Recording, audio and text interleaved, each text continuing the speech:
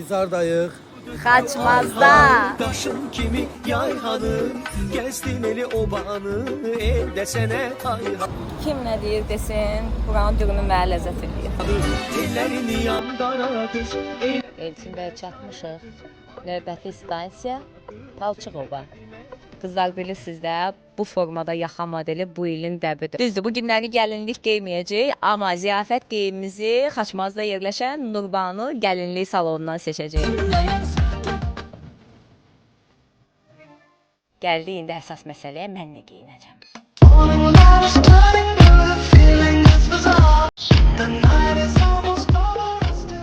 Komandamız bizdən qabaq çıxıblar. Qızlarımız hələ indi gəlir. Bax, bax, gəlmişik Xaçmaza, Nəzrin xanımın xınasına. Getdik. Nədir bu? Xərək çörəgi.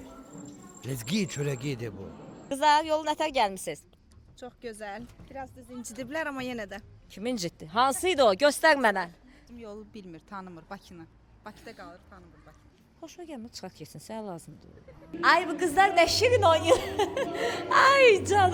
Görürsünüz də komandamız iş başlamayıb amma görün necə gözəl enerji ilə başlamışıq. Bəh, bəh, sevirəm də qızlar da. Səsə bax, səsə.